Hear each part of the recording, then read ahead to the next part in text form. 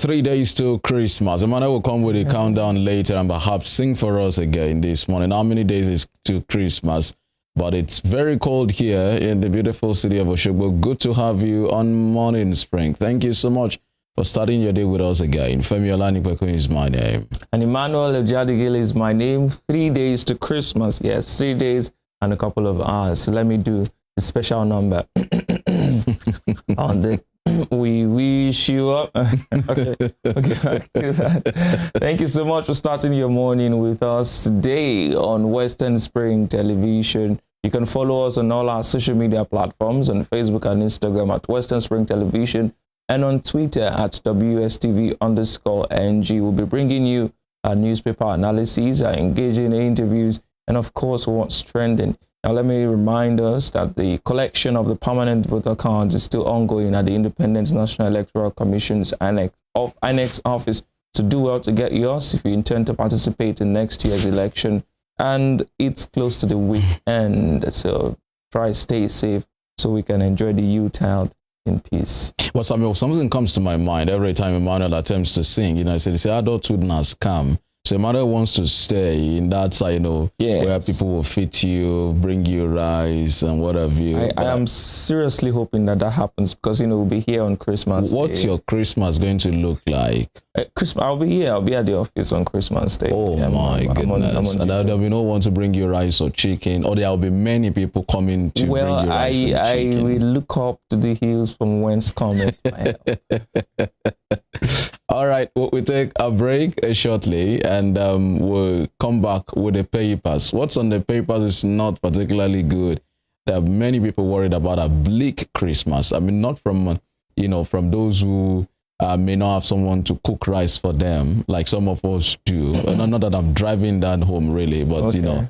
we were once also single like you. No problem. But, at some point, we're looking about the fact that there's no fuel, and it appears that the fuel scarcity issue is getting worse by the day. Long queues still, the queues for the fuel leading to traffic jams in all parts of the country.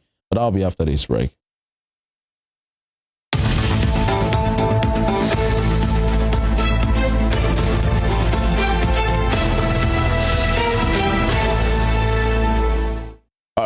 All right, so let's begin with the Punch newspapers. And the Punch newspaper has as its banner headline and splashed pictures on its front page, the fuel scarcity matter. Depot dry. Nigerians face a bleak Christmas, where the riders' fuel queues worsen in Lagos. Others, marketers blame supply shortage.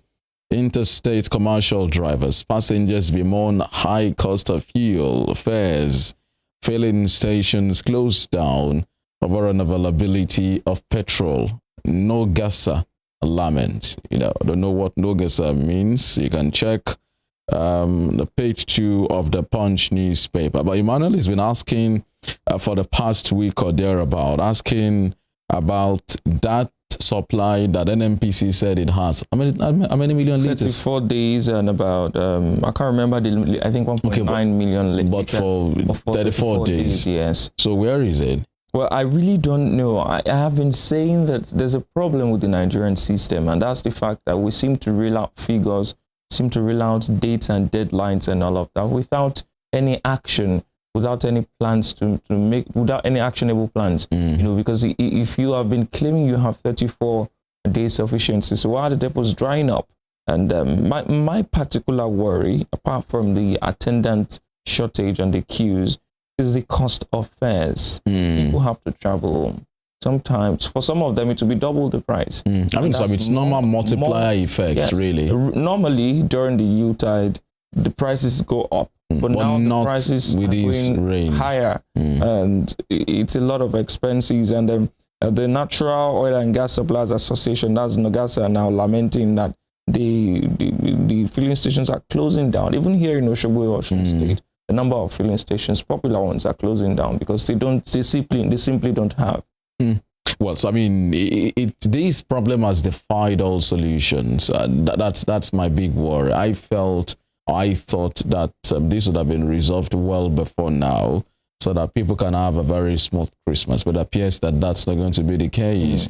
and it's going to be a very, very huge trying time for many people. For me, I'm dreading the fact because my needle has moved down very close to the empty, but I dread going to queue now. Coming this morning again, I saw long queues with the government station, with the other big stations. Everyone is queuing in cold, and then you stay there. People fight. I've seen people trade punches, trade words.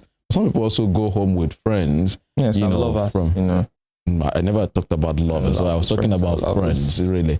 But it happens. But it is what it is. We do hope that we're able to find a solution to this.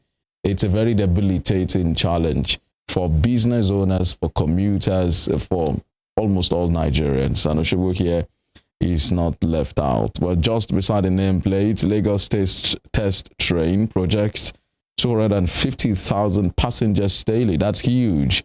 And that project should be commended. I saw pictures yesterday, brings you memories of some of the trains, some other parts of the world.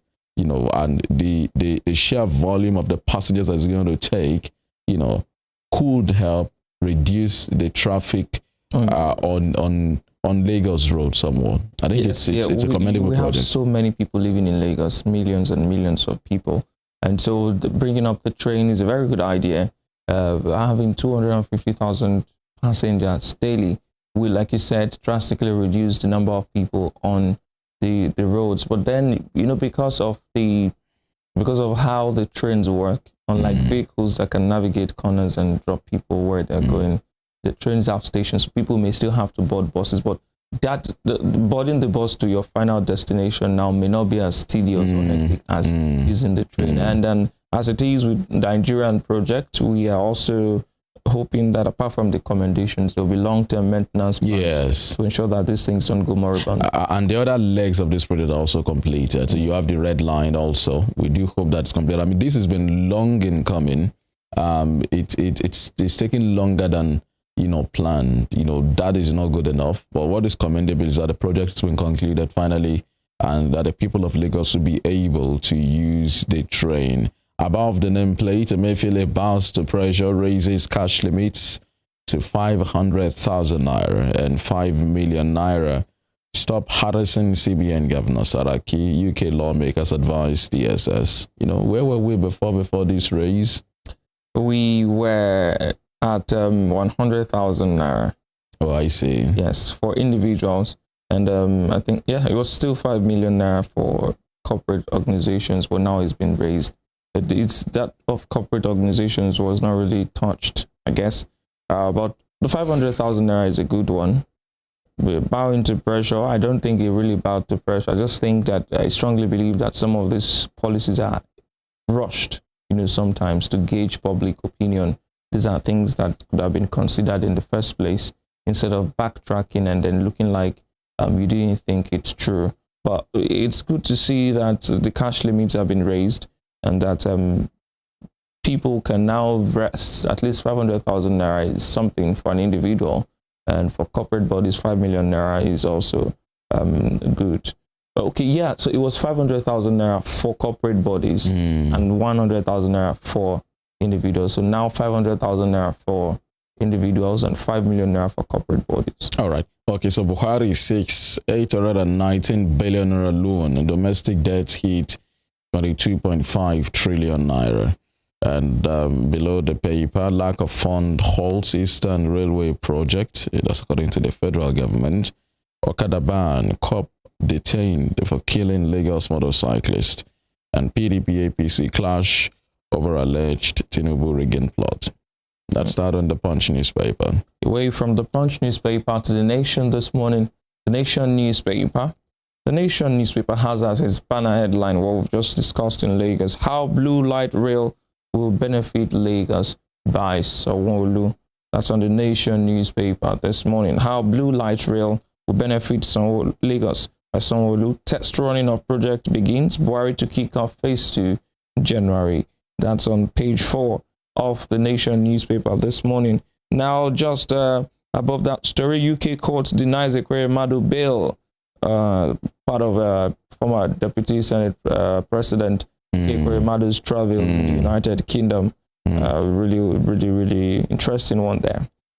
It's hard, when you look at the backstory of how it started with his daughter needing, a kidney to save her life, and now what's generated to, it's really sad. And he came out to a top point, accuse the EFCC of being behind his travails. And I think the court also cited one of the reasons why the court refused him bail was because he was facing some asset forfeiture trials also with the EFCC, and the court said it was a flight risk. Yes. And quite interestingly, the Nigerian High Commission wrote to the court. The Attorney General of the Federation also made a presentation or, supported the Nigerian High Commission that Ekweremadu Madu will not be a flight risk, but the court in its wisdom decided to do otherwise. Well, we hope that there's an end in sight, and that no matter how it ends, justice is served and the due course of law runs itself out. Buhari ready to campaign for Tinubu with energy. That's still on the Nation newspaper this morning, page 28. Buhari below the nameplate. Buhari seeks approval for 1 trillion naira cash advance from CBN. Keep borrowing, and you can see details of that story on page 4. But our debt stock now, domestic debt, 25.5 trillion naira, is alarming, really alarming for a country. Very. I mean, when you consider the fact that we spend well over 90% of our earnings on servicing debt at the moment, so we keep wrapping up debt. So at what point we dread that maybe it will happen one of these days, but it's a dreadful something when it becomes that you spend our entire earnings. So you make 10 naira and you spend all the 10 naira on servicing debt, not even paying back that debt. That's when countries go bankrupt. It's happened in Sri Lanka. We've seen it in some other countries. Ghana recently announced a default so it's even a default for Ghana, really. Okay, maybe it's also on that path. But I hope that we do not get to that stage at all. Yes, we hope so. We hope that we're able to manage our debts. APC challenges PDP above the nameplate. Now APC challenges PDP and plots to derail 2023 elections on page 4. And INEC admits seeming overvoting in Osun. Another office attacked in Imo, pages 2 and 7. So you are in court yesterday. Yes, different accounts of that flying around. Yeah, different accounts flying around. But it's normal. It's pretty normal with INEC. What happened in court was INEC presented a deputy director of ICT, Mrs. Zola Dunjoy. I can't remember the first name now. So she came to explain how BVAS works and some of the issues that they had with synchronization. There was controversies around INEC issuing a first BVAS report, then issuing another one. And then she explains that they got a letter from a law firm requesting the BVAS report in line with the Electoral Act that stipulates, I think, 10-14 days for that information to be given out, and the Freedom of Information Act. So they gave what they had at the time, not the synchronized one at the total. And while they were cross-examining our Chief Akinlujimi of the APC, she did show that, she did say that in some polling units, there were about excesses of, I think, 18 votes. Some had about 224, but those things were imbalances in the manual voters registered, the manual voting and the BVAS. And they were reconciled at the end of the day. But, sometimes when the media carries some of the stories, they do not carry it to the end. They do not talk about synchronization, reconciliation. I mean, a lot of persons in court yesterday were hearing about synchronization for the first time. They just ran with the story that INEC issued 2 reports, which was not the case. So, I mean, I guess the question, part of what will be determined is, so was it the final synchronized results that was announced to the public? Yes. Or was that after the election result had been announced? Yes, this will be some of the issues really that the lawyers also argue out, at the courts. Yes. Well, it's interesting to also mention that yesterday INEC came to court, or on Tuesday INEC came to court with some BVAS boxes. But as of yesterday, I was able to confirm that INEC came with 976 BVAS machines used in 10 local government. Those are the local government that the APC is challenging. 10 local government, 749 polling units. INEC brought documents relating to those units yesterday to court. That's about INEC on the Nation newspaper. Now, below the newspaper at the bottom strip, CBN raises weekly cash withdrawal limit to 500,000 naira. Corporate bodies free to withdraw 1 billion naira weekly. January 9, take-off date remains. Government will toll second Niger bridge, and Saudi government restores Nigeria's Hajj slots. That's all we have on the Nation newspaper this morning. All right, so let's go to the Guardian newspaper now. CBN backtracks, increases weekly cash withdrawal with riders, foreign interest weighing on Emefiele, DSS conflict, pro-Emefiele protest hold in Abuja, Kaduna. Stop illegal plots to remove CBN boss, says Arewa youths. CBN governor explains inability to appear before lawmakers in person. Don't politicize security. DSS operation. Saraki cautions. Market will find its course despite controversies, says Fashua. Okay, so it's about the CBN issue again, but it's now been clouded by the DSS operation. It would appear that it was not a well thought out operation, especially with the scathing remark of the judge refusing to grant that order to effect the arrest of the CBN governor. Well, so we okay, so we have a picture on the front page of the Guardian newspaper of a traffic jam. That's Iyano Oworo-Ojota Expressway. I mean, this also will have something to do on the other side. I can see a queue of vehicles also queuing for fuel. But away from that, just below the nameplates and the right-hand corner of the paper, Sanwo-Olu celebrates completion of first phase Lagos Blue Rail. Wike threatens to jail politicians who disobey executive orders 21 and 22. What's in executive orders 21 and 22? The governors are emperors in this land. Yes. Festive travelers to pay more, so that's increased fares by 100%. What is something? I often hear them say we should be thankful that governors do not exercise their full powers. They are really, powerful and all of that. And Wike just wakes up and threatens to jail people. I mean, he did declare someone wanted, and then that was, I think, a couple of months ago during the PDP primaries in Rivers. He declared someone. They actually got him arrested. Got him arrested. Got him jailed. Yes. It was an answer. I mean, so there were some of, what some of the governors do if the president act in the same manner. I'm sure they would not like it. Our attention somewhat is focused firmly on what's happening at the federal level. They criticize the president, he pressure on him, but then what the governors do at the state level, my goodness, it's something else entirely. I mean, so some of these executive orders are about people not campaigning somewhere. You are holding the position in trust for the people, then you begin to ride roughshod on the people's, on all manner of. You need to see what's happening to people who are not on the same page with the government in Rivers State, even within the same party. Yes. And you can imagine what opposition members have been going through. Yes, I saw some stories and some videos coming out of that part of the state. Some part of the state where some PDP people were saying that, I think in a local government, some persons attempted to break into their offices with dynamite because they were pro-Atiku. And then those people were reiterating in that video that they will vote Atiku. They don't have a problem with him. That the problem is between the governor and Atiku, and it's not a party problem per se. And so it's worrisome that the governor can declare someone wanted, get the person arrested, get the person jailed. And the same governor can, through the House of Assembly now, declare that a former governor should no longer be addressed as a former governor, cutting off his entitlement and all of that. Just one man is always in the news. And I do not think it would be nice if other governors had been behaving like that. The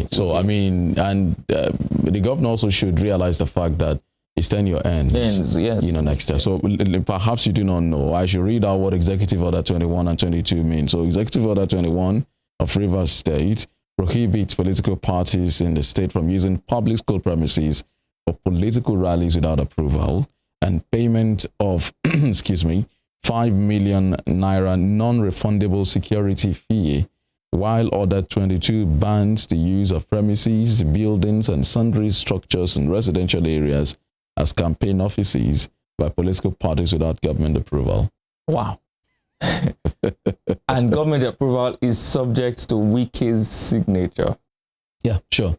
Well, so I mean, some of the other politicians in the state have been saying, Wike is fighting democracy. In effect, those orders they ban politically. Oh, sure. I mean, so you're banning every. So I can't use my own house. You can't. Without. Well, no, you can.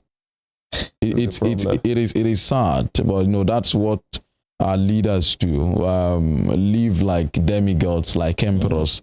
That they are not. So Wike threatens to jail politicians. So they say, Executive Orders 21, and I wonder how they are coping with that. But the other story there is festive travelers to pay more as transporters increase fares by 100%. Talking about these earlier on. Yes. So that means, I do not get to travel in the first place, but my thought and prayers are with those who will be traveling this period. It's a lot for them. They, even for those who will be driving their cars also, it's going to be more in that, and those who will be going through public transport. It's not such a good time to celebrate Christmas, really, for most Nigerians, because the cost of living generally has risen, increased from the cost of food, the consumption. And he said every Nigerian now spends about 60% of his income on food. So if you're in 10 naira every month, by the time you do the calculations on your family, you spend 6 out of that 10 naira on food, on sustaining yourself. So you've not talked about rent. Now it's about the cost of traveling. And traditionally, most Nigerians go back to their villages, their homes, their hometowns to celebrate Christmas. So for the people of the East, there's another dimension to it, the issue of insecurity. And I think Daily Trust a day or two ago reported that many of these people are not going because of the security situation. So add to it the already increased cost of transportation. It looks like a bleak Christmas for many Nigerians. The last story on the Guardian newspaper, it says Biden, Zelensky meet in Washington. That's international for you. That's the much we have on the Guardian newspapers this morning. All right, away from the Guardian to Daily Trust newspaper this morning. The banner headline says, Troops kills cause of IPOB terrorist in Enugu, Ebonyi. Uncover decomposing bodies. DSS arrest masterminds of Imo INEC attacks. NSCDC uncovers dangerous group in security uniforms. You have that story and its riders on page 4. You can see pictures of some of the weapons and paraphernalia retrieved from IPOB members by troops. Worrisome there. Worrisome. Because worrisome. The decomposing bodies now are people who have fallen victims to the high-handedness of these people. But it's good that the troops are taking out terrorists, no matter their nomenclature. But we hope that they're also doing it in line with the rules of engagement and in line with the rules of law. It's also good to see the DSS arrest the mastermind of our Imo INEC attacks. We just read on one of the papers, The Nation, that another office was attacked in Imo. So it's good that the DSS is stepping up to pick up these masterminds. Now, below that story, below those pictures there, 2023 in Hajj, COVID-19 removed as Nigeria, COVID-19 tests removed as Nigeria guests, 95,000 slots, as on page 5 of the Daily Trust newspaper. Power surge kills 11 in Zaria, page 32 of the Daily Trust newspaper. That's sad. Yeah, really sad. Power surge kills 11 in Zaria. Federal government launches application to monitor capital projects. Quite innovative. Yeah, that'll be a good one. We'll have lots of abandoned projects all over. And so if there is an application to monitor the capital projects, perhaps it helps in ensuring completion. Yeah. And so, still sticking with the federal government, Buhari seeks 819.5 billion naira supplementary budget as deficit hits 8.17 trillion naira. You have the details of that story on page 4 also, and below the nameplate, the CBN raises individual cash withdrawal limits to 500,000 naira weekly. That's been circulating around. UTide, air travelers lament delays, cancellations of flights. The airline operators did warn earlier this week, that travelers will experience delays, cancellation of flights, and all of that. And still in captivity, very quick reminder, 11 schoolgirls of FGC Benin Yari, 555 days now. One student of Bethel Baptist High School, Kujama, 527 days. And a whole lot of others still in captivity that are yet to be rescued, spending different numbers of days in captivity. We hope that the government addresses that soon. We do hope so. But that'll be the stories for you on the newspapers this morning. We'll take a break. When we return, we'll be with our guest.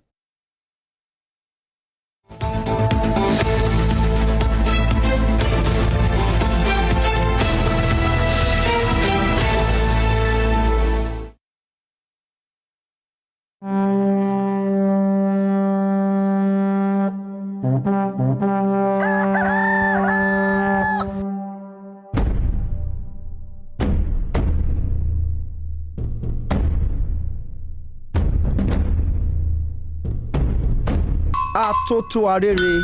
Kò ṣeé má gbọ́ ìròyìn.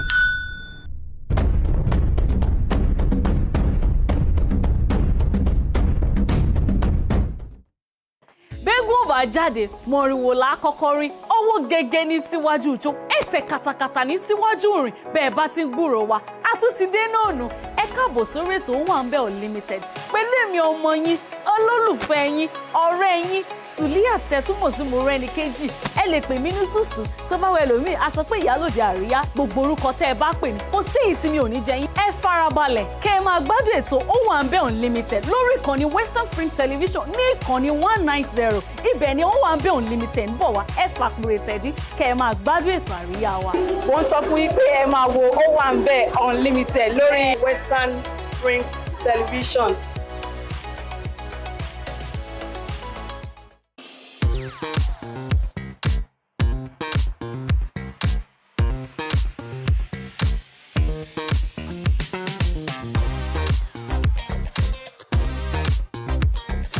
Turn it up! It's the Wild Wild West, and Western Spring Television is pulling out all the stops to make sure that you don't miss out on every of the fun and happenings around you. Yup, we've got you covered because your girls got all the juiciest tidbits and entertainment news from around the world.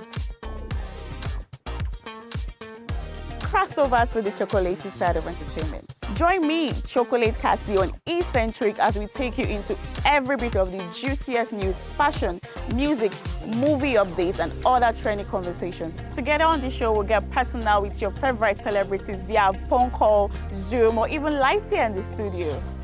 Eccentric will be shown on your TV screen on Western Spring Television, channel 190, only on StarTimes.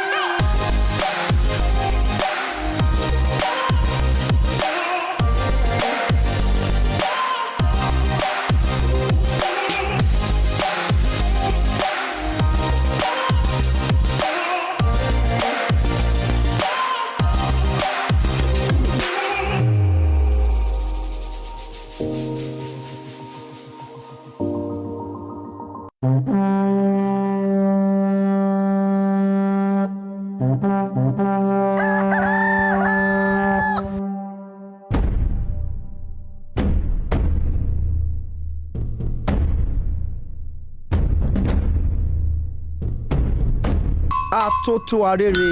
Kò ṣeé má gbọ́ ìròyìn.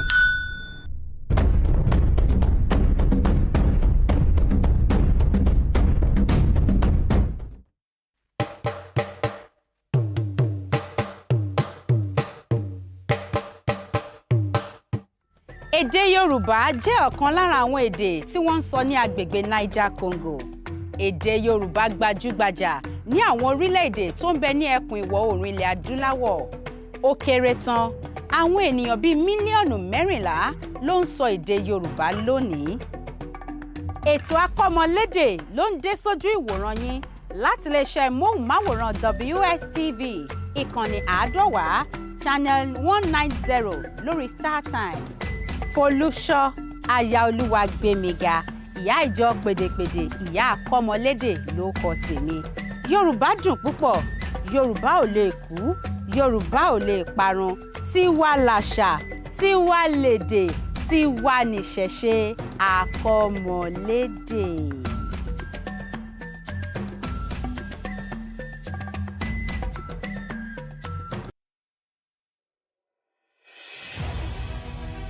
Can you imagine the feeling when you get your news as the break with facts and clarity?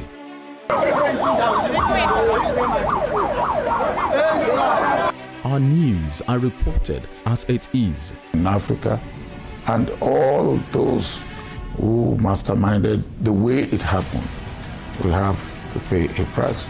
Enjoy Western programs, projecting culture and tradition to the world.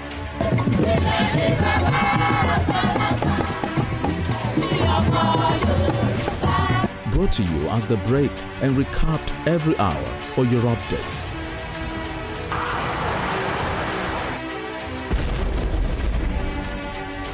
You must never forget the sacrifices of the heroes of Nigeria's democracy. Produced and brought to you in a unique way never before seen. Western Spring. Western Spring. And Western Spring Television. Television is coming home in your color and culture.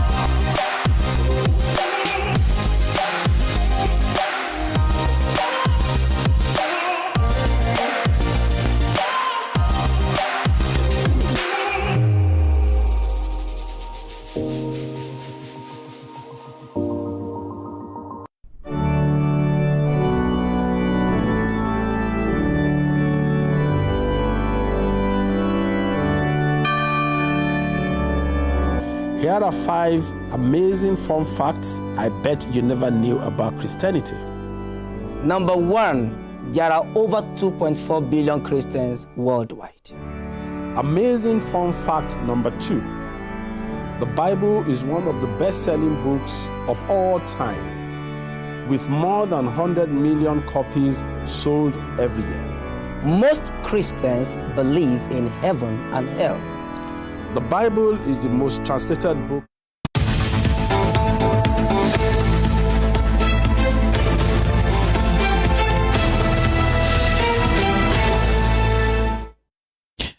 Thank you so much for staying with us. It's on to Morning Spring, and it's coming to you from Western Spring Television, where we say it as it is. You can watch us live on StarTimes channel 190, the DTT platform. You can also check us out on YouTube on Western Spring Television, and do remember to subscribe. It's important to subscribe to our YouTube channel when you check us out live. There we have our guest joining us this morning via Zoom.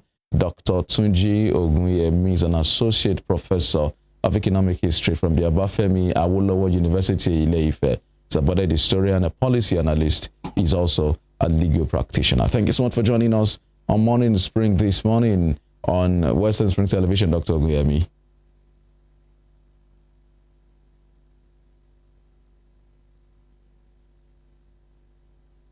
Hello, Doctor. Can you hear us? Oh, okay. So it seems we have some issues linking up, but we'll bring Dr. Ogunyemi back to join us. So, I mean, we'll be looking at the cash withdrawal limit, talking from talking to an expert to be helping us to do, an assessment of the situation, the shifting of ground by the CBN, looking at it vis-a-vis with the NFIU, and, with what NFIU is trying to do in enforcing the Money Laundering Act. That was the act that was used to convict Doyin Okupe, who escaped jail just by whiskers after paying that 13 million naira optional fine. We're trying to reconnect to Dr. Tunji Ogunyemi as an associate professor of economic history from the Obafemi Awolowo University, Ile-Ife. He's also a legal practitioner. Okay, doctor, I hope you can hear me now. Hello, good morning, doctor. I can hear you perfectly now. Oh, thank you very much, sir. Thank you for joining us on Morning Spring on Western Good morning. Television. I can hear you now. Yes, all good. Well, so, the cash withdrawal policy of the CBN and some of the attendant controversies, but, somewhat bound to pressure yesterday, the CBN increased that limit, or relaxed the limit yesterday. But let me ask you what you make of that policy, following up on the earlier policy of redesigning the Naira note.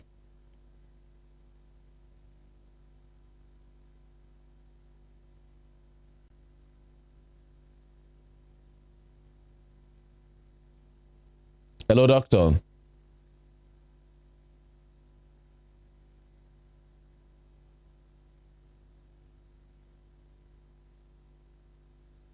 Okay, so we'll reconnect again. It appears that the network at doctor's end is not all that good, but we do hope that we are able to reconnect and sort it once and for all. Emmanuel, earlier on the papers were talking about the fact that appears to be bowing to pressure, and you are also saying that maybe it's a way of gauging public opinion and saying, okay, let's give out these figures first, or this one first, and then we can increase it to what we have here. But it's good also that some public opinion or public outcry is also prevailing, or actually matters.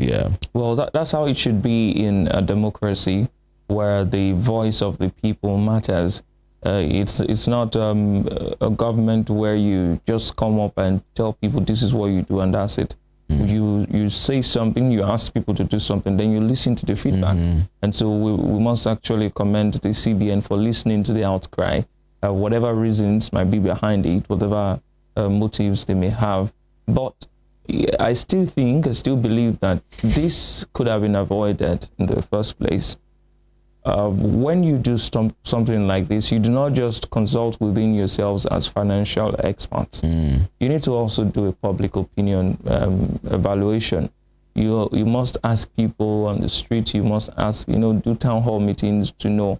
But maybe because they were trying to avoid a lot of strenuous process, or maybe a tedious process, they came up with the figures that they came up with, and that led to a lot of outcry, which has ultimately led to backtracking by the Central Bank of Nigeria. And the new figures are quite interesting, but those are the only things that changed, or those are not the only things that changed. On the former directive, the cash third-party checks above 50,000 naira shall not be eligible for payment, while extant limit of 10 million naira on clearing checks still subsists. But on the new one now, the third-party checks above 100,000 naira. So the third-party checks have also been increased from 50,000 naira to 100,000 naira. And I said earlier that the individual withdrawal limit was 500,000 naira before, and now it was 100,000 naira before. Now it's 500,000 naira. And for corporate organizations, it was initially 500,000 naira, but now it is 5 million naira for corporate organizations. So that's a huge bump in the initial figures that were released by the central bank. And they also, in point 2 of the new directive, says in compelling circumstances where cash withdrawals above the limits in one above is required for legitimate purposes, such requests shall be subject to a processing fee of 3% and 5% for individuals and corporate organizations, respectively. And then you have the documents that need to be provided before that can be granted by any of the banks. So, and with an approval in writing by the MDC, it's as good as saying this is, only for those at the highest level. Yes. Because I mean, if you want to do that here in Osogbo, at what point? I mean, what's the processes? How easy will it be for you to reach the MD of your bank to get you right in that? But I mean, I'm more interested in how the market will react to this, how the CBN operators will be at the forefront of fighting against these withdrawal limits to react to these, or now that, the CBN has increased the maximum weekly limit for them, from 100,000 to 500,000. Would that be enough for the POS operators? I've heard people collecting millions from POS operators before. I never thought it's possible. It is. But until someone, told me that I actually tried that sometimes and it worked, that just need to make an arrangement with the CBN, with the POS operator. And so would the 500,000 now be okay for them? And with 5 million also be okay for corporate organizations? Those are the questions that we need to ask. There are corporate organizations who need more than 5 million naira in a week. But I'm sure that all of these issues, there will still be ongoing. There will be ongoing discussions about this. Like we said when it came out initially, we did foresee a lot of negotiations, renegotiations. We foresaw a roundtable meeting where limits will be increased. So if the central bank is convinced, if there's enough reasonable outcry to say that there's need for an increase, a higher increase, we may just see it happen in the nearest future. But this one that has come out now is quite commendable. It's quite commendable, and there's a lot of reactions on it already. A lot of people saying different things, giving their thoughts on the matter. And we really do hope that we can have Dr. Ogunyemi to help us make sense of some of these issues. Well, and so, it's also important that we stress that the takeoff date still remains the 9th of January. And so nothing is going to shake that. We were looking at this issue vis-a-vis the NFIU, saying that it intends to enforce the Money Laundering Act, now 2022, the one for 2021, 2011 rather, has been repealed. That's what was used to convict Doyin Okupe. So the NFIU is saying all of these cash withdrawals from states, from local governments will stop very, very soon. And they just sort of giving out the notice and putting people, on notice that what you've been doing before. Because I was talking to someone yesterday, and I think I said, if the rules are to be applied, across the board, then there'll be more people jailed. Yes, a lot of persons actually are guilty of transacting businesses, of carrying in excess of 5 million naira, both in and outside of government. I mean, with government officials. So, Emmanuel, will the money shared by the humanitarian ministries back then? You remember there was a time they were sharing money. They were going to marketplaces with huge stack of cash. I'm sure that runs into millions. Yes. Would those guys have been liable? Would the minister have been liable?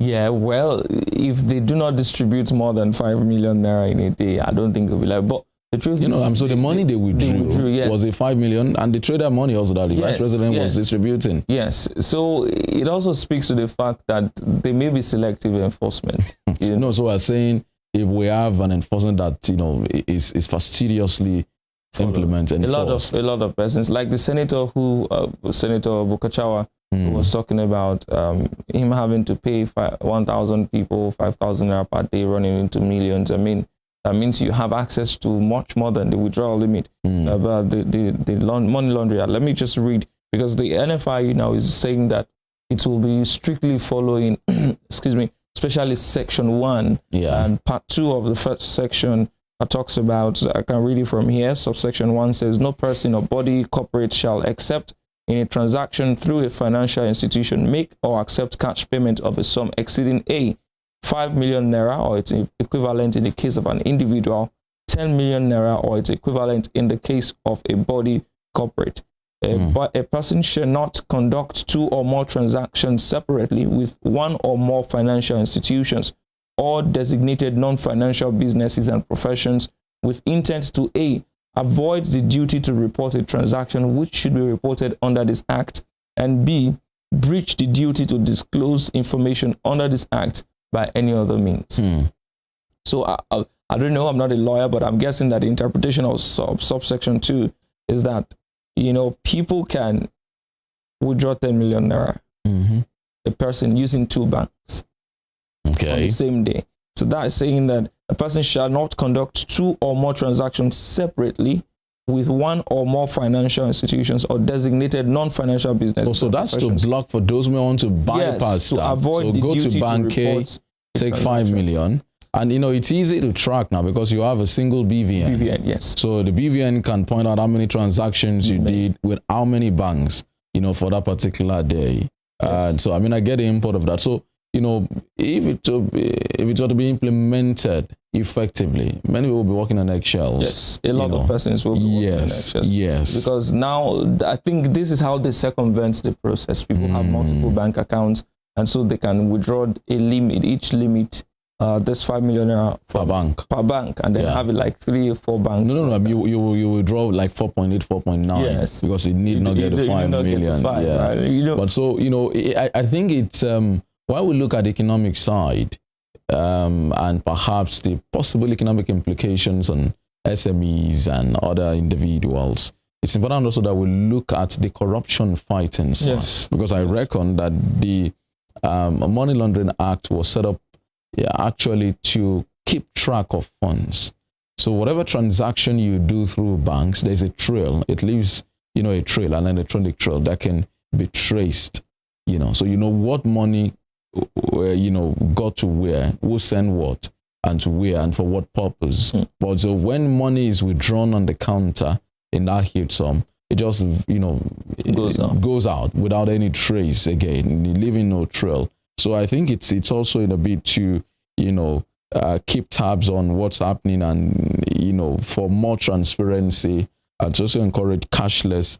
That's why we're having these, and we do hope that it's properly implemented. But the problem here is with the selective implementation. Yes. Like we said, if we've had to be implemented across board effectively, there will be more people in doing Okuko's shoes. Yes, those in government. And then section 3 of that part 2 also has some interesting subsections. For instance, it says a transfer to or from a foreign country of funds or securities by a person or body corporate, including a money service business of a sum exceeding $10,000 or its equivalent, shall be reported to the unit, Central Bank of Nigeria Securities and Exchange Commission in writing within 1 day from the date of the transaction.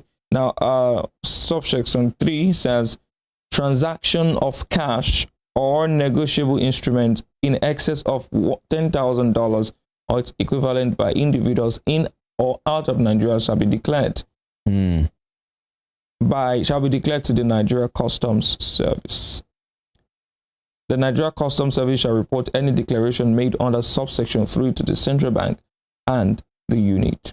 So now it asks the question, do we have people who transfer this? We've had airport authorities seizing huge amounts of cash from people. And if this is followed strictly, it means that a lot of persons, politicians most likely, especially, will be caught on a daily basis because most of them move hard cash. Well, so I think it's the standard practice world over. If you're moving through airports, traveling internationally, there's a limit as to what the amount of cash you can carry, without declaring. You need to declare. If you're carrying these, and you declare for what purpose, if you're even to any part of the world. So, like we've been stressing, it's about the proper implementation of all of these issues. But, just like Modibo Tukur, who is the Chief Executive Officer of the NFIU, said, the government is planning to stop cash withdrawals at all levels, whether federal, state, and local government. And they also talked about the fact that there was a report last week that they were going to block all federal government accounts. They said that's not true. They had no intention of doing that, but they just want to put all necessary measures in place to stop cash withdrawal from federal, state, and local government, I can say, because of the consistent devaluation of the Naira and the introduction of new Naira policy, Section 1 of the Money Laundering Prohibition Act is automatically activated. And Tukor said most cash withdrawals from government accounts, including payments or Resta code, are often in excess of the cash withdrawal limits provided by the Money Laundering Act. So he said this puts public servants at risk of imprisonment. And he also said the NFIU has already prepared recommendations to the Secretary, to the government of the federations, to the Federation, all governors, local government chairs, directing all civil servants to open domiciliary and Naira accounts prior to the commencement of the policy. Okay, and we should stress, I should let you know, that the NFIU was initially a subset of the EFCC. It used to be a unit under the EFCC before a divorce happened, you know, that should be 2018 or 2019.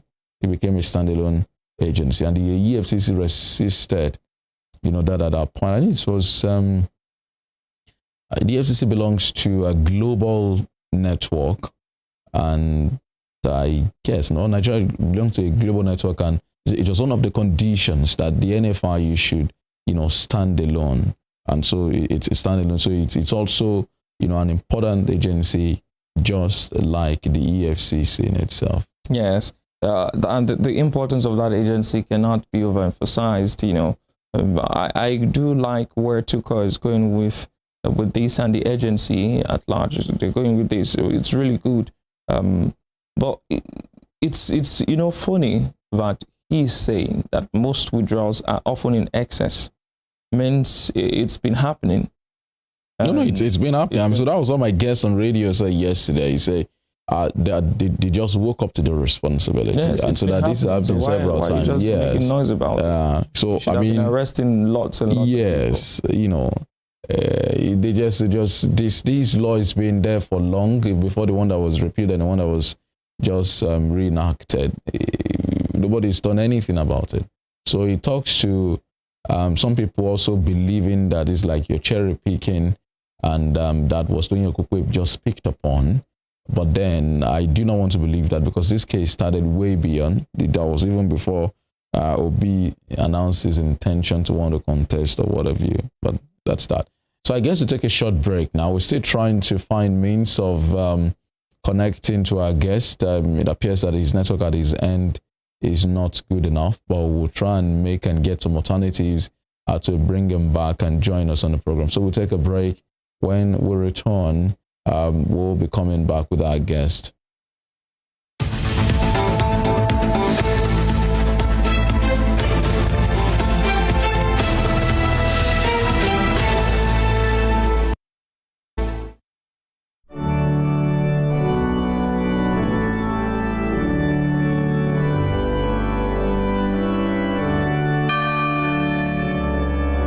Here are 5 amazing fun facts I bet you never knew about Christianity. Number 1, there are over 2.4 billion Christians worldwide. Amazing fun fact number 2. The Bible is one of the best-selling books of all time, with more than 100 million copies sold every year. Most Christians believe in heaven and hell. The Bible is the most translated book in the world, with more than 3,000 languages. Amazing fun fact number 5. Most Christians throw science out of the window without realizing that most scientists are Christians. Hello, I am Pastor Steve Akinwumi.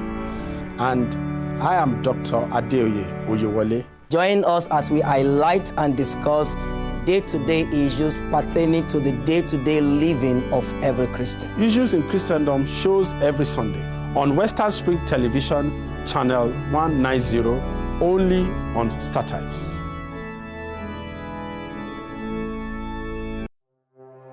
Arrested, affected, sound, found. What do we see? What do we say? Flowing from a spring. A fact A to Z.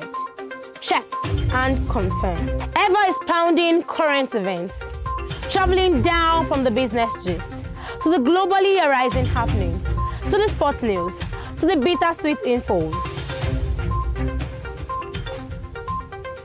Guided transmission, even diffusion, vast and past, detailed facts are fled.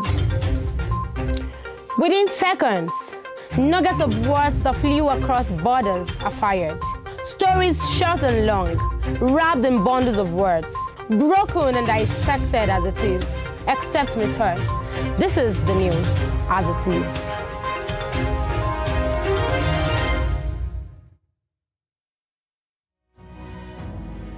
According to the words of Michael Forbes, one who never asks questions either knows everything or nothing. Watch me as I ask the questions you think no one wants to answer. Even questions it appears no one has got the guts to ask. My name is Femi Adefila and I've got the gut. Let's ask the pertinent questions and watch as we get answers.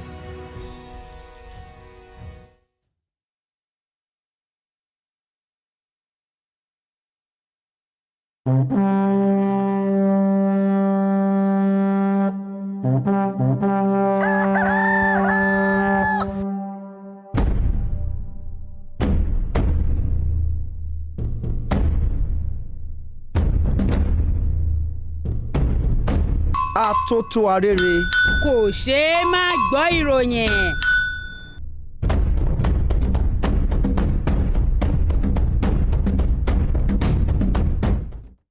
How would you like a TV station that breaks the barriers of your TV screen?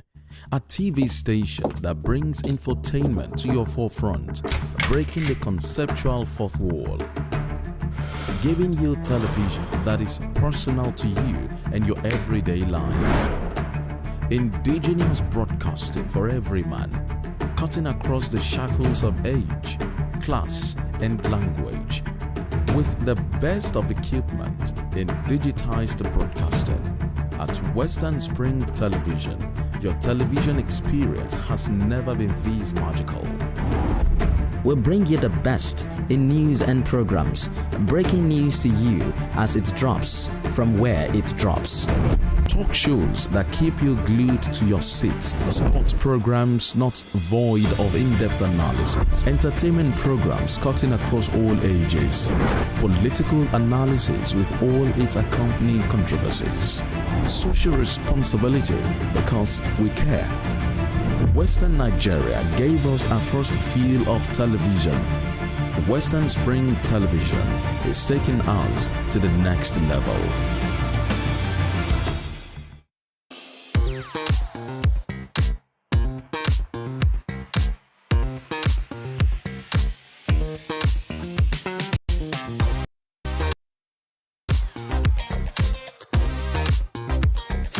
Turn it up! It's the Wild Wild West.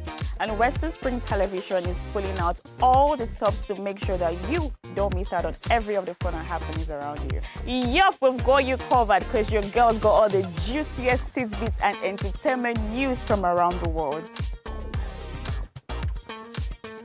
Cross over to the chocolatey side of entertainment. Join me, Chocolate Cassie, on Eccentric as we take you into every bit of the juiciest news, fashion, music, movie updates, and other trending conversations. Together on the show, we'll get personal with your favorite celebrities via phone call, Zoom, or even live here in the studio. Eccentric will be shown on your TV screen on Western Spring Television, channel 190, only on StarTimes.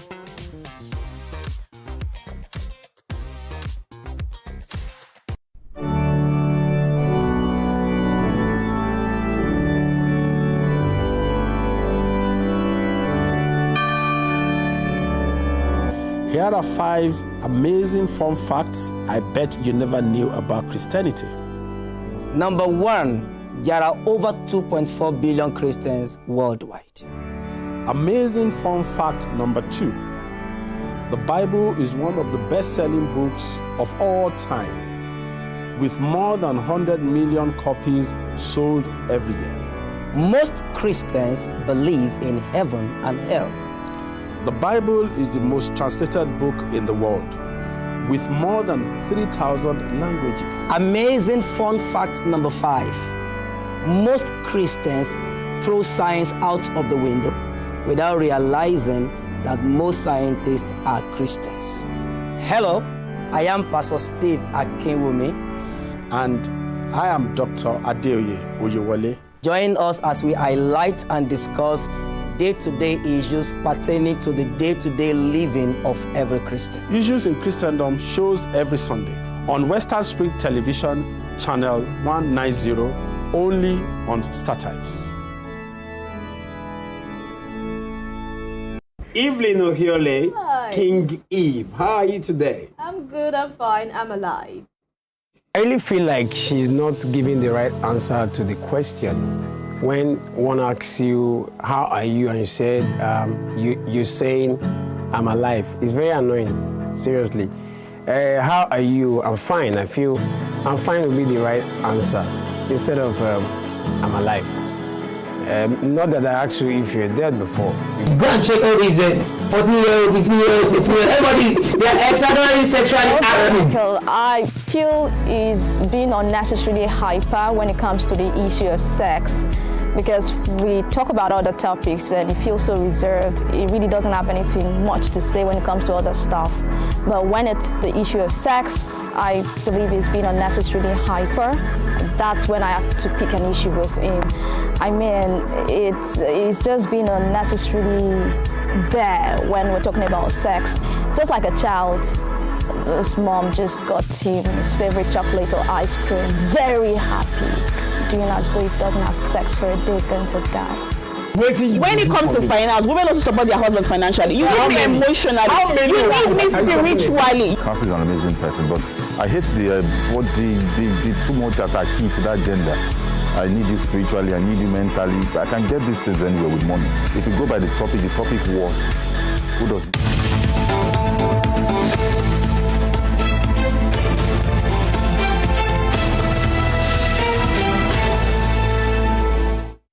Thank you so much for staying with us. Morning Spring on Western Spring Television, where we say it as it is. We have Dr. Tunji Ogunyemi joining us via the telephone now. He's an associate professor of economic history from the Bafemi Awolowo University, Ile-Ife. He's also a policy analyst and a legal practitioner. Thank you so much for joining us on Morning Spring this morning, Doctor.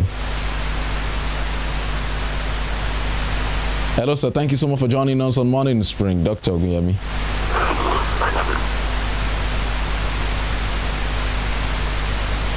Good morning, Doctor.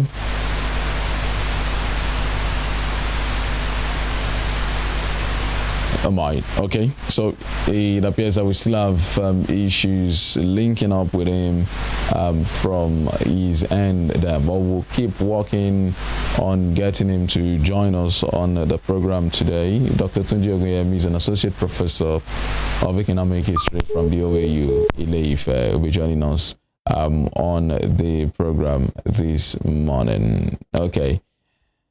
Well, one of the questions that I was hoping to ask Dr. Ogunyemi was that part of what the NFIUCU said was that governors and council chairmen will also need to organize training for market women and women on how to use automated teller machines, ATMs, and point-of-sale POS services. My question would have been, should these have happened first before coming up with the policy? Should people have been enlightened? It's almost a case of putting the cart before the horse. You don't tell people what to do before you tell them how to do it. You should let them know how. You should let them see how they will do it first before bringing it up. Part of also what the CBN has been saying said was that the CBN recognizes the vital role that cash plays in supporting undeserved and rural communities. And I was saying that customers should be encouraged to use alternative channels, internet banking, mobile banking apps, USSD, cards, POS, eNaira, etc., to conduct their banking transactions. Again, a whole lot of people, a large percentage of rural people are not banked, not to talk of having internet banking. So these are some of the issues that we're hoping Dr. Ogunyemi would help us make light of. And then, look at the what's our internet penetration like? How many people do have access to that? But with the USSD, it's supposed to be better. That does not require internet per se. But what's the literacy level also? Last time we spoke to Mr. Paul Alaji about his matter, I talked about some fundamentals that are key, that are essential, that need to be put in place before we even think about doing this. If we said, we have an option, we need to go in that direction, but there are some things that we need to do. We need to have a proper data bank such that you know the number of people in the country. That everybody has an identity. As we speak now, not many people, we do not know even how many we are in the country. There are people who still do not have an identity. The NIN should be functional. That was when we talked about the fact that how many biometrics that every Nigerian goes through, every year. So for your driver's license, you pass through a biometrics. For your international passport, you have a biometrics taken. For INEC. For your INEC, for almost everything you have.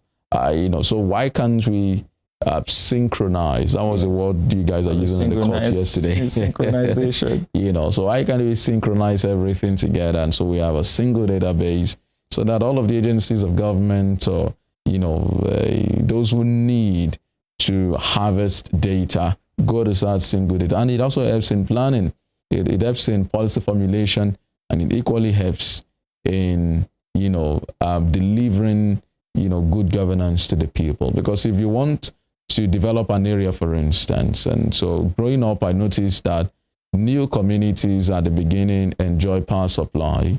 When it's 5 years, 10 years on, it begins to drop because maybe it's one transformer that was given to that community before. And when they started, were just, say, 50 houses.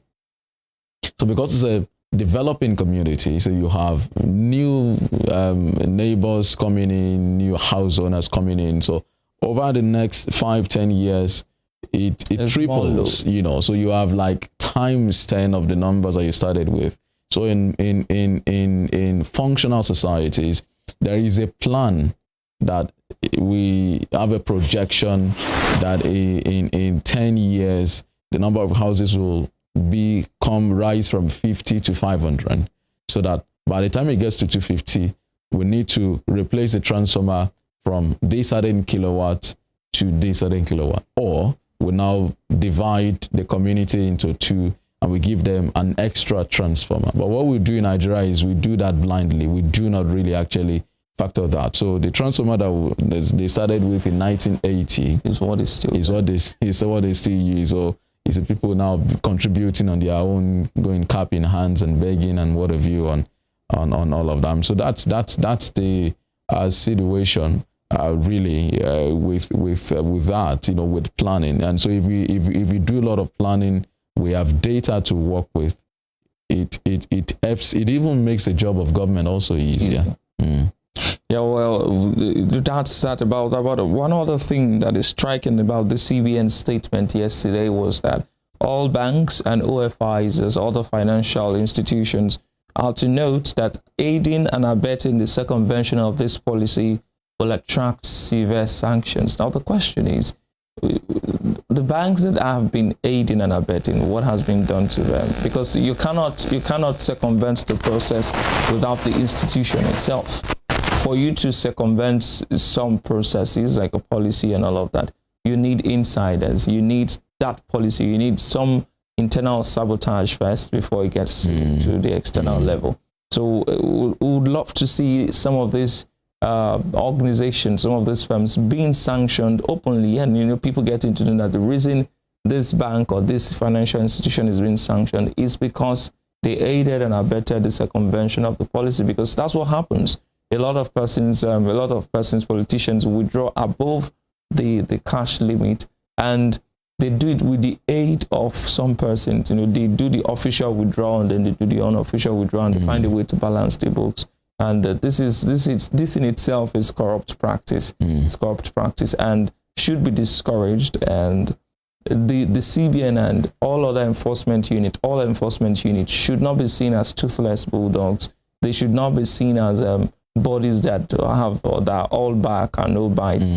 Let people be punished. That's why I'm also happy. I'm also glad to see the Doyin Okupe case. The fact that he was convicted for something that people should ordinarily be convicted for on a daily basis. it speaks to the fact that it is possible to. And it's not only in government. Yes. Because even people in private sector, private individuals also move around with some of, with cash like that. And a lot of persons, like the example Senator Bokachua gave, for instance, as a sad or, rule breaching, as it sounds, but that's the reality in that part of the country. You've seen some northern politicians and leaders are saying these policies will go forward to impoverishers, but that's the reality in that part of the world. So do they even have banks? Because there are local governments, a friend shared with me and said, there are parts of Benue State, like 2-3 local governments side by side, that won't find a single bank. And you also made reference to the fact that even here in Osun State, there is a time, I don't know what the situation is in Osun Central, where perhaps it's only Osogbo, the state capital, and maybe one other town that has a functional bank. All the others have shut down because of repeated, robbery attacks at that time. So, if Osun, as cosmopolitan as it is, Osun has perhaps the largest number of towns, in the country. When you consider, towns and then compare with villages or large swaths of, there's a choice of what I'm trying to use. Like urban centers. So in most part of the country, like Kano, for instance, so you only know Kano and maybe some other places, and then in some other places, but in Osun, you have Ilesha, you have Ikiri, these are towns, urban centers in their own right. So if a state like that can have the challenge of financial institutions, then you go to a state up north, where aside the state capital and some other places, there is not much presence of financial institutions, and you need that active, really. Yes. You need them to be present to be able to drive some of these policies. Yeah, and I was making a joke at the office some time ago about this the withdrawal limit, about a place in Osun called Iwoye. It's when you get to Iwo, you take a right and then you go down.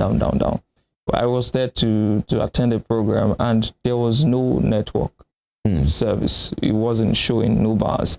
And I asked around, and they said that if you want to make phone calls, for instance, send text messages, you have to take bikes to town, to the Iwo Junction that leads to one of the universities there, to use the internet. So that means that they come out, then they had core members who they would give their ATM cards or, give. So they go out once in a week, withdraw all that they need to withdraw, and then go back. That's in Osun State? Yes, in Osun State, Iwoye. Is it peculiar to a particular network or all of the networks? All the networks. For some reason, they don't work there. I don't know how they manage, how they've been managing to survive. But they come to town. So there is no POS operator in that village? Not at all. There is no POS operator in that village. It's almost the same thing with Ifetedo at the Atakumosa area. When you enter that area, there's seemingly no network at all. You have to come out some distance, 20 minutes on bike, to come make calls or receive calls, or have to climb, So these are some of the challenges in those rural areas. And one of the persons we interviewed during the 2 weeks ago, said that what if she wants to buy Iru, for instance? She wants to buy local beans, 250 naira. She wants to buy this and that.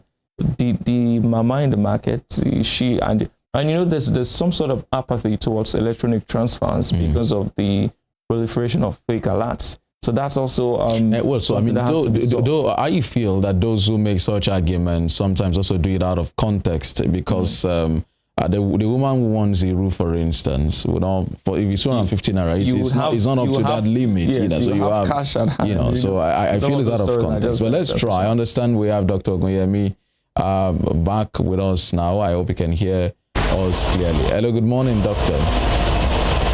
Good morning. Thank you so much for joining us, sir.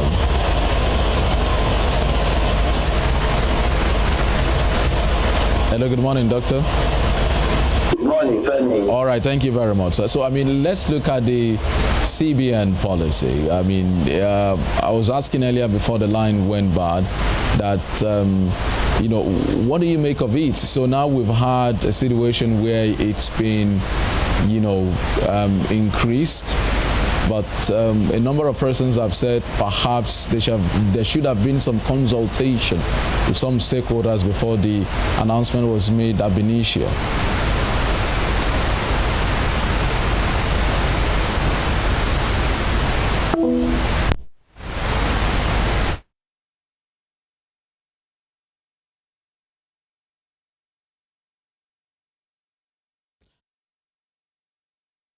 Okay, I mean, it's what a day today in terms of. See, that's part of what we're saying. The whole network issue. Now, imagine that Dr. Ogunyemi wants to make a transaction. We are made to understand that the network is not very good over there. Imagine that he's stranded and really needs to do a transfer and all of that. That means he would be in a precarious situation and probably remain stranded. But as I was saying earlier, I strongly believe that some sort of orientation should be done. You know, I have seen media houses trying to explain this to people, but I've not seen an official communication from the National Orientation Agency. I personally have a problem with that agency. I want to know what is being done there. I want to know what they are doing. Which of the agencies? National Orientation Agency. Okay. I mean, I really don't know what's going on there.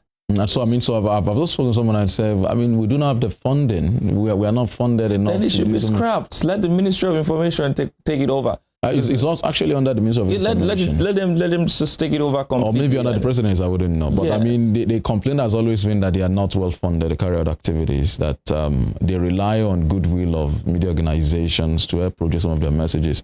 And then what they do mostly is to go to markets and places, but that they also need to rely largely on the mass media, but they do not have the means. But the mass media will not do it for you pro bono, you know. Yes. So that they need funds, and the government is not looking in their direction at all. Because it is in this case, this kind of situation, that you would need to go to the markets.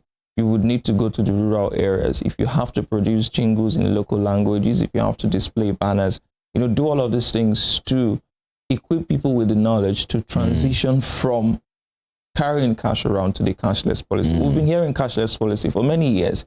A lot of persons still do not understand what it means. Even as of this moment, they still do not get the point of cashless policy. When someone asks you, do you have 5,000? I say, no, I don't have that much cash. They're like, why? Like, I can't do everything I need to do on my phone. Yeah, there are times that I do not visit the bank for months on end. Yes. There is no reason. I mean, so you do all of your transactions, but that's because our house will belong to the middle class. There are those who may also not visit the banks, but they do all of their transactions in cash. Yes. You know, almost all of the time. And okay, someone also raised the question, and perhaps, you know, unfortunately we couldn't get Dr. Ogunyemi today. So maybe some other time we'll be able to have that conversation with him. You know, we do not have the time again to take him today, but look at the cow sellers, the Fulani, you know, cow seller, dealer. Who are mostly nomadic. So, and if you check the value of the cow, it's huge. So if a Fulani man sells 10 cows, for instance, you know, he has excess of 1 million naira, and it could be in cash. You understand? So, I mean, how do you factor those set of people? There are some of them who use the banks, but a lot of them also who do not use the banks, you know. So how do you factor in this with us? I mean, that's why what you said about orientation is very important. How do we factor that segment of our society into this plan? You know, how do we do? We need to engage more in critical thinking, process some of these ideas, and then not just come up with them, but then look at the best way at implementing so that there's no ripple negative effect on the economy, you know. And then if people try it once and their fingers are burnt, it affects their confidence. They won't trust you if you come up with another policy again. Yeah, so it's important. Well, so I guess, you know, we'll just round off the show at this point. You know, it's been a very challenging one as per the network, so we're able to reach out to our guests. But Emmanuel will come back with what's trending after the break. Femi Olanipoekun is my name. Good morning.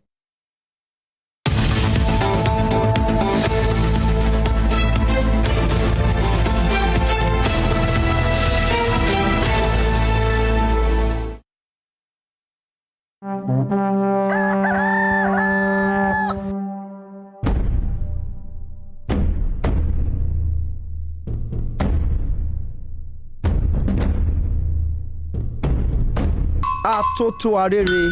Kò ṣeé má gbọ́ ìròyìn.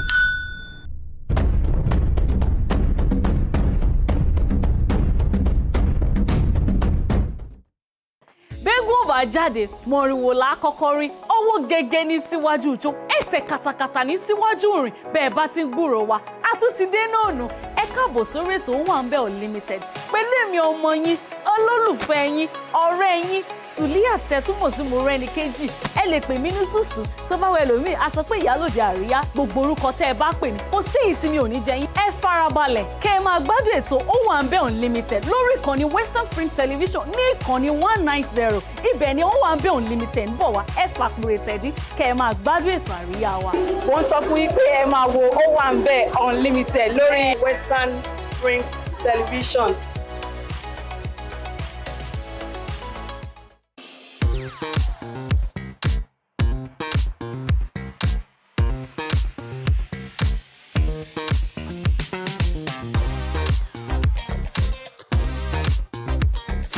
Turn it up! It's the Wild Wild West, and Western Spring Television is pulling out all the stops to make sure that you don't miss out on every of the fun and happenings around you. Yup, we've got you covered because your girls got all the juiciest tidbits and entertainment news from around the world.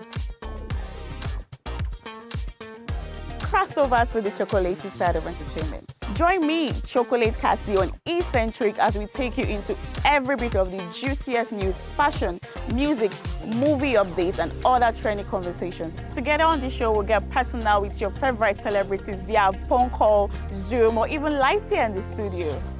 Eccentric will be shown on your TV screen on Western Spring Television, channel 190, only on StarTimes.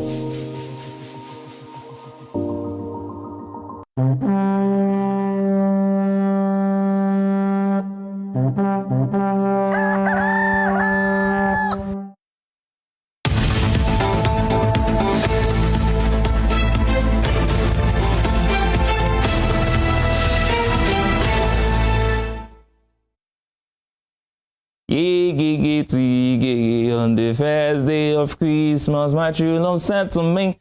Well, it's time for Christmas.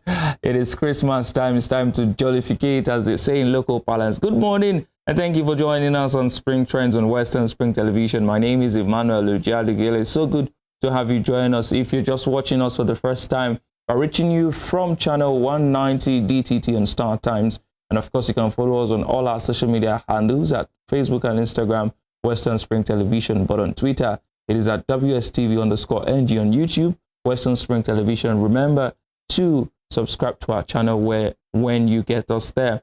Now, on Spring Trends, we bring you who is trending, why they are trending, and what people are saying about the who, the what, and the why. Now, this morning, we start on the political scene. Yesterday, media aides to the Vice President, Laolu Akonde, released pictures and videos of a visit by the Vice President, Professor Yemi Osinbajo, to presidential candidate of the All Progressives Congress, APC, Bola Ahmed Tinubu. And right there on your screen, you can see the video of Osinbajo visiting Tinubu. Remember that Osinbajo, who is said to be a political son of Asiwaju Tinubu, ran against Asiwaju at the APC presidential primaries, and he came a distant third after Asiwaju Tinubu, Rotimi Amechi, and of course he was the third person. And so there had been some rancor between the groups supporting both men, and now it seems that they've decided to put all of that behind them with this visit from Osinbajo to Tinubu. So let's see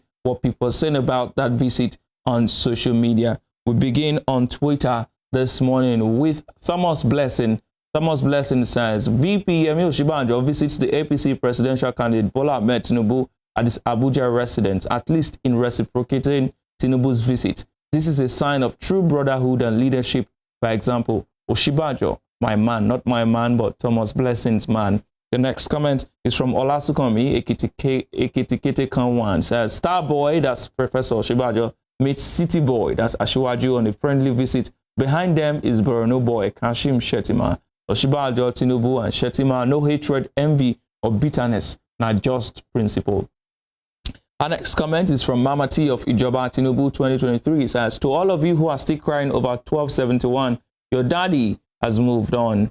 He specially visited his 2023 president official at Bats today by Osinbajo Omo Ijebu Alare. I know you Kuku have a great spirit. I know you still believe in your leader. May heaven be kind to you, Jare Babami, at Professor Osinbajo. The next comment is on Facebook. This is from Chijoke James ACJ. It says, electing or voting for Tinubu isn't the problem. The problem is Nigeria after the election, because Tinubu is not physically, mentally intelligent and healthy enough to lead Nigeria. Sincerely, it worries me a lot. Now, we must stress that that is Chijoke's personal opinion and not the opinion of this media organization. The next comment and the last one on that story comes from Charles Ujunwa Ingrin. Says, even if Osinbajo decides to join the campaign team of Tinubu, what are they going to use for campaign? The failure of APC? Every reasonable Nigerian knows APC failed in all fronts. So what else? Now that's that on that particular story. Moving on to our next story this morning. Yesterday, the Central Bank of Nigeria released a circular, and it supersedes the circular that was released on December 6th. If you recall, earlier this month, the CBN released its new withdrawal policy, where it said that individuals will no longer be able to withdraw more than 100,000 naira over the counter weekly, while corporate organizations will not be able to withdraw more than 500,000 naira over the counter weekly. Now, that raised a lot of concerns, that raised a lot of dust by people. And just yesterday, the CBN came up with a different set of directive. Now, let me read it out to you for those of our viewers who are just joining. I'll just pick the main point. Number one now says that the maximum weekly limit for cash withdrawal across all channels by individuals and organizations shall be 500,000 naira and 5 million naira. So as an individual, you can now withdraw from January 9th, 2023. You can now withdraw 500,000 naira in a week. That's a total of 100,000 naira per day. And for organizations, it is 5 million naira. Also, the checks have been increased from 50,000 naira to 100,000 naira, while that of corporate organizations from 5 million naira was increased to 10 million naira. You can see the other details there. But the CBN is saying that all banks and other financial institutions are to note that aiding and abetting the circumvention of this policy will attract severe sanctions. So let's go to social media and see what people have to say this morning about the CBN new policy on cash withdrawal that will be taking effect from January 9th, 2023. We start with starving writer Olumuyiwa on Twitter. It says, you didn't need even more than 5 minutes of thinking to know that the CBN cash policy on cash withdrawal limit could never have worked. That's starving writer kissing right there. Now we'll move on to Facebook. This is from Yahaya Yakubu, says, we need more. This one is too small. No be by force now. We must collect our money without limitations. That's coming from Yahya. And now Aliyu Nuhu has something serious to say. It says, CBN has seen reason to reconsider its position on cashless policy and has made favorable adjustments. Sometimes government makes policies and wait for stakeholders, experts, and opinion leaders to make contributions.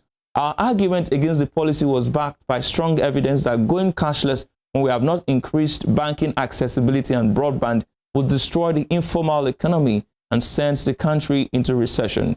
It is a relief that CBN sees reason with us. I hope it will push forward efforts to make every eligible Nigerian have a bank account. It should also increase banking penetration into rural areas. The NCC should also increase broadband so that no location in Nigeria will be without internet. That's coming from Aliu Nuhu. And we'll move on to Onward. Valentinox Me says, LOS, funny policy. Now, what about the alarm that has been going on in respect of the fake currency in town? Although I haven't seen any yet, but they should know that they will bear responsibilities of any damages incurred. Now, they will take Shubo Henry Okikiolu says, the condition of 3% and 5% should be removed permanently. CBN ought to increase cash withdrawal per time at ATM from machines from 10,000 naira and also stop the fraudulent ATM charges placed on withdrawals when using other banks' ATM cards. CBN needs to review the online electronic by bringing charges to a low time to encourage more transactions online. That's from people there on that issue of the CBN's new withdrawal policy limit. Now let's move on to the next story that we have for you. We've talked about Asiwaju Bola Ahmed Tinubu and the star boy, Professor Yemi Osinbajo, exchanging visits there. Now something happened recently, earlier this month at Chatham House in the United Kingdom. Asiwaju Tinubu was asked questions on security, on infrastructure, and some other areas of his plans to rule the country. And he delegated some of those questions to some persons who accompanied him, including Governor of Kaduna State, Nasir El-Rufai, and foremost media mogul, Dele Alake. Now, that elicited a lot of reaction from people. A lot of Nigerians started to criticize Asiwaju, saying that, why would he do that? Why not answer the question yourself? Why delegate? But at a town hall meeting with students in Jos, the capital of Plateau State, the presidential candidate of the Labour Party, Peter Obi, told the same line. Let's show you something that happened there. So how would you make us to change that narrative? Thank you. Don't worry. We have 4 questions now because we answered 2. No. So let's deal with the 4. Okay, for now. For now. I will start with the last one. And I want Professor to tell us, if he's a professor, I want him to tell us how education is a scam. Prof, this one pass me.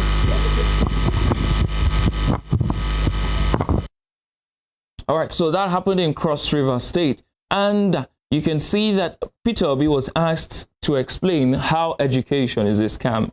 Instead of answering the question himself, he delegated the question to a professor who was on his team. And that has earned him the nickname, the copycat. So let's see what people are saying about Peter Obi copying Asiwaju Bola Ahmed Tinubu's strategy. Ada Anambra says, another one. From copying Asiwaju's manifesto to copying the style of leadership Asiwaju displayed at Chatham House. Official Abat is their father, and the best for Peter Obi is to learn from Asiwaju's seasoned style of leadership. The next comment was an immediate reaction to Ada Anambra. This person says, you Agbadoists are the most unintelligent bunch there can be. And then the person quoted Peter Obi, and I want Professor, if it's a professor, I want you to tell us how education is a scam. The next comment is from Mr. Elbonga. It says, Tinubu asked El-Rufai to answer questions in Chatham House about insecurity, being a governor with experience in insecurity, and Obedient called him names amidst curses. Yet here is Peter Obi delegating a prof to answer some questions, and Twitter is silent. The next comment says, I like how Obedient keeps snubbing Agbado people, saying Peter Obi delegated questions like Tinubu did at Chatham House. You are comparing Peter Obi that have been granting hundreds of interviews to Bulaba, who cannot answer anything without a script. And Chigozrim, who's our last comment on that issue, says, at first, Peter Obi copied Asiwaju's manifesto. Now he's delegating people to answer questions for him like Asiwaju did at Chatham House. Peter Obi is a big fan of Asiwaju. Now away from that story, we'll move back to Asiwaju Bola Ahmed Tinubu this morning again. Now, recently, a video trended on the internet that showed presidential candidate of the APC, Asiwaju Bola Ahmed Tinubu, handing out cash to someone at an event. Let's show you that video.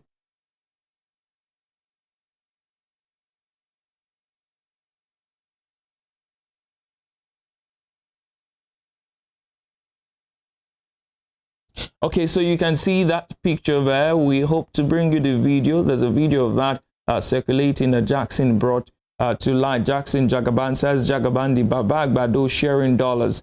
Vote buying is stock in trade. Now, in that video, what happened was that Asiwaju Tinubu was handed cash from the person, that police officer was handed cash, and then he handed over the cash to the person wearing white in between himself and his vice presidential candidate, Kashim Shettima. Now, let's see what people have to say about that particular incident. Right on Twitter, their history 000 Kelebelo Chuku says, the new note we are struggling to get is what they are sharing already. Niger, na movie theater.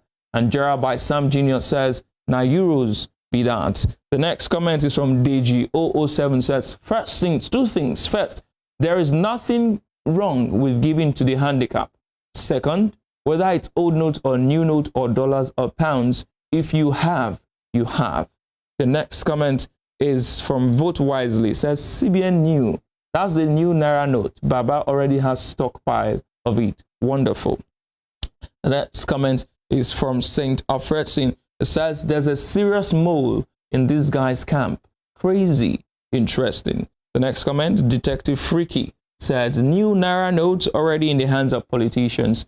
This country is something else. And we'll take, that's all on that story this morning on Baba, as it's referred to on social media. It's called Baba Agbado sharing dollars. Now, let me tell you if you don't know why Asiwaju Bola Ahmed Tinubu is referred to as Baba Agbado. During some of his campaigns, he has said that he would recruit 50 million youths into the army, and when asked what they will eat, he said, cassava, agbado, all of your lunch will not be imported, cassava, agbado, all of those things, you know, so that's why he earns the moniker Baba Agbado. Now, that's all we have for you on Spring Trends this morning.